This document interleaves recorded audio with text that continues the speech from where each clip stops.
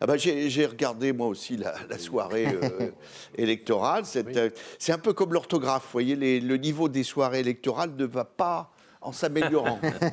C'est pas, hier soir, c'était un peu petit chose au royaume de Lilliput. Alors, heureusement, ils ont trouvé un nouveau truc, là, vraiment tout neuf. Ils veulent faire barrage à l'extrême droite. Ça, je trouve ça très nouveau. C'est bien. C'est nouveau. Bien.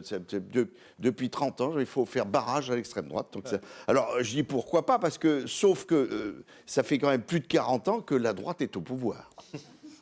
Pompidou, c'était pas de gauche. Giscard, pas vraiment.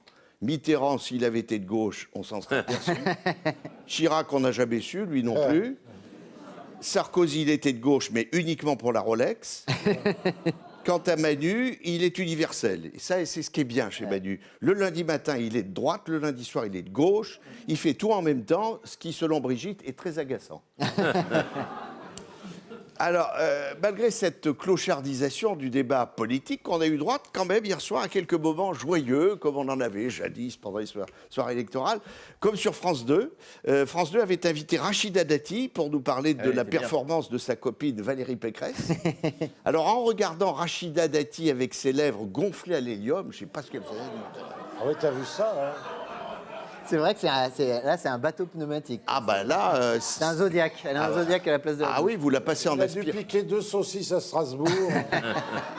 On la passe en aspirateur, elle vide la boquette, hein, c'est sûr. Et donc, quand je regardais... Même près du radiateur, elles font. Hein. Elles font. Ah ouais. Je regardais, puisque c'était un soir de défaite pour les Républicains, je me demandais, entre Rachida Dati et Valérie Pécresse, quelle était la plus refaite des deux? Parce il y en a une qui a été refaite à l'élection. Oui, électoralement, absolument. Donc c'était bizarre. Après, on a Merci de nous vu... expliquer. Non, Des fois qu'on n'est pas Il est compris. bien, il est Ça m'est bien, venu il est comme ça, bien. c'était pour aider. Il est Ouais, bien. bien sûr. Alors après, on a vu le bedeau de la soirée, Yannick Jadot. Il fait bedeau de service. Il fait de la peine, moi. Il a dit, je vais organiser une quête en faveur de la paroisse. Ça m'a rappelé ce mot de Francis Blanche, pour que l'écologie dure, ami donné. Vous voyez, c'est à peu près ça.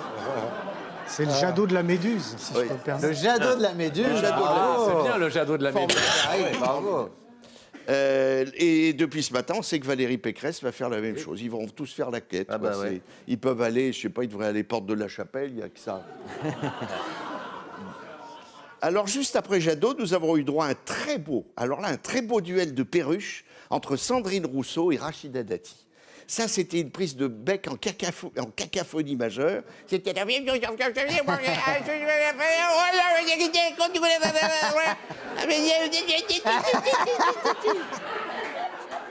Consternant. Consternant. Il fait bien la perruche. Hein. Ouais, la pauvre Sophie Lapierre, j'ai dit, vous pouvez vous arrêter quand même. Alors, quand on voit ça, on comprend pourquoi on a interdit les numéros avec des animaux sauvages dans les cirques. Alors que Rachida, qui était très en verve hier soir, et qui confond toujours débat politique avec Fashion Week, elle arborait un superbe collier de perles qui lui allait jusqu'aux genoux. On a vu apparaître une autre perle rare de la joaillerie politique française, Marlène Schiappa. Oh. Elle avait le bras en Ah oui écharpe.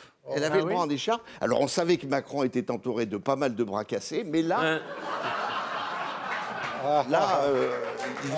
On a eu confirmation.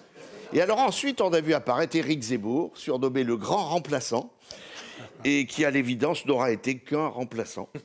J'ai découvert un truc que je n'avais jamais remarqué chez Éric, la surface de ses oreilles. Il était Ah oui, parce que vous savez pourquoi? mais c'est énorme. Moi, je savais qu'il y avait c'est Dumbo, hein. Mais il a...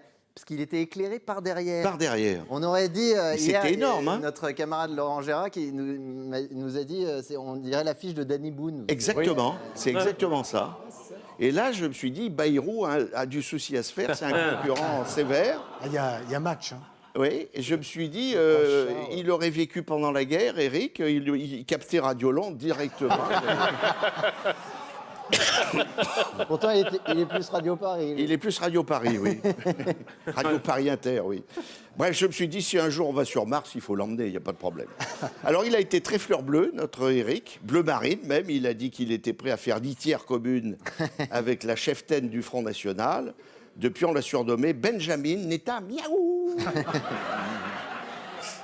Alors, on sait que Éric Zemmour est très proche d'Adolphe Poutine. La preuve, on peut lire son initiale sur tous les chars d'assaut russes actuellement, Z. Il avait d'ailleurs baptisé son parti Reconquête. Or, la reconquête de la France, c'est un peu comme la conquête de l'Ukraine. Ça patine un peu, je trouve. Les deux patinent sérieusement. Ouais. Donc, je me suis dit, c'est pas étonnant qu'ils s'aiment bien, ces deux-là. Puis, il y a eu le cas Hidalgo. Alors là, Hidalgo, elle a été à la hauteur de son score. Les résultats n'étaient pas encore connus, qu'elle appelait déjà à voter Emmanuel Macron. Elle doit vouloir se recaser. Je me suis dit, avec ses 1,7%, Macron, il est tranquille. Il va être... Pas de problème. Une petite pièce. Oui, et alors, bon, regardez les classements qui défilaient. Je me suis dit, Anne Hidalgo se retrouve sous Jean Lassalle. Ça doit être assez lourd à supporter. Jeannot, c'est devenu quand même le poids lourd de la politique française depuis qu'on lui a mis le pied à l'étrier ici à la revue de presse. Alors, on ne va pas tomber dans le catastrophisme. Le Parti socialiste, c'est vrai, après le passage d'Anne Hidalgo, c'est un peu Mariupol, quoi. Il n'y a plus une fédération debout, tout a été dispersé façon puzzle. On dit même qu'il y aurait des cadavres plein les placards. Donc, le problème, c'est qu'avec ce qui reste de la mairie de Paris, on sent que l'avenir est bouché. Mais il faut dire que tout ce qui est bouché, dès que c'est bouché, Hidalgo, elle aime ça. Alors, elle l'a dit d'ailleurs, elle a dit « Je ne baisserai jamais les bras ». Bon, à partir d'une certaine heure, il faut être prudent quand même. Et elle a dit « Je veux reconstruire le Parti socialiste ». Alors, si elle prend les mêmes entreprises qu'à Paris... Ouais, les travaux vont être longs. Oui, je ne le reverrai pas, le Parti socialiste de mon vivant. Je pense pas. Je pense que c'est foutu pour moi. Bref, si j'étais président du Conseil constitutionnel, vu le score et l'état d'Anne Hidalgo, je demanderais à Corian ou à Orpea s'ils ne peuvent pas la prendre. Et puis, naturellement, le vainqueur de la soirée, Emmanuel Macron. Là, je l'aime bien. J'aime bien Macron parce qu'il dit toujours ce qu'on a envie d'entendre. Ça, j'aime bien. Si vous lui dites « je préfère le vin rouge », il vous dit « c'est ce qu'il y a de mieux, le vin rouge ». Si votre voisin lui dit « moi c'est le blanc », il lui dit « vous avez raison, c'est plus léger que le rouge ». C'est tellement ça. J'aime bien Macron. Et puis il a énormément modernisé le métier de garde du corps depuis qu'il a décidé de remplacer dans ses meetings les crânes rasés à tête renfrognée par une blonde à franges ravissante. Une petite blonde qui le suit partout. Ah, j'ai pas vu. Elle est sur des talons de 12, elle est ravissante. Elle s'appelle Brigitte, elle est magnifique. Je trouve que ça a beaucoup plus de gueule que ces espèces de veaux là, qui suivent les présidents. Et puis surtout, son discours de la porte de Versailles, j'ai beaucoup aimé parce qu'il était ponctué par le cœur des boutonneux de la République En Marche. C'était une bonne idée parce qu'il donnait des phrases et il répondait oui, ça donnait « Mes chers amis, nous allons faire une France vénéreuse et accueillante. » Les pisseurs « Oui !» Une France qui gagne et qu'on admire « Oui !» On se serait cru à Notre-Dame de Fourvière avec la chorale de Monseigneur Barbarin, vous voyez. Oui. Ravissant. Alors, un qui n'est pas content de Manu, évidemment, du succès de Manu, c'est Pout-Pout. Parce que depuis qu'il a repris la campagne, il n'arrive plus à le joindre au téléphone. Et il s'ennuie, Pout-Pout, parce que le seul qu'il appelle encore au téléphone, c'est Macron.